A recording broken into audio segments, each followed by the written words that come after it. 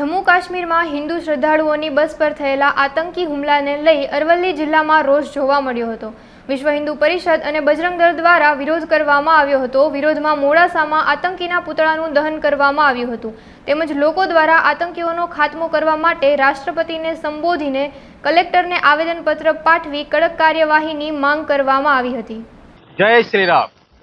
आज वो 9 तारीख 9 जून को जम्मू कश्मीर रिहायशी इलाके में पाकिस्तान प्रेरित मुस्लिम आतंकवादियों के द्वारा हमारे हिंदू वैष्णव देवी दर्शन करने के लिए जा रहे थे, उसके ऊपर अंधाधुंध गोली बरसाई गई और सब हमारे हिंदू लोग मारे गए।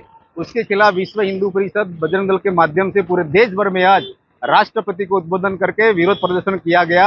उसके अनुसंधान में आज अरावली जिला में मोड़ासा में विश्व हिंदू परिषद बजरंग दल के माध्यम से आवेदन पत्र दिया गया कलेक्टर श्री को, और इस माध्यम से हम सरकार श्री को निवेदन करते हैं कि इस जघन्य अपराध के लिए आतंकवादी के ऊपर नकेल कसे और फिर से कोई आतंकवादी खड़ा न हो पाए, ऐसे कार्यवाही की जाए।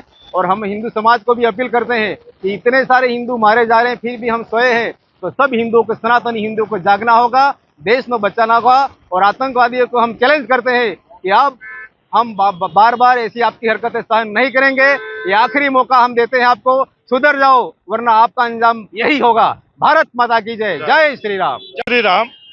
आज रोज विश्व हिंदू परिषद बजरंग दल द्वारा आज काश्मीर में जे जम्मू काश्मीर में घटना घटी, जे धार्मिक हिंदुओं ने गोळीओं थी मार मराया, जे पाकिस्तान आतंकीओ द्वारा हिंदू धार्मिक हिंदुओं ने गोळीओं थी माराया, ए अनुसंधाने आज मोड़ासा नगर में अरवल्ली जिला में ए राष्ट्रपति ने आज संबोधीने जिला कलेक्टर ने आवेदन पत्र पाठववामां आव्युं छे अने मोड़ासा नगरना 4 रस्ता पर आतंकीनुं पुतळुं दहन करवामां आव्युं छे। जय श्री राम। जय श्री राम।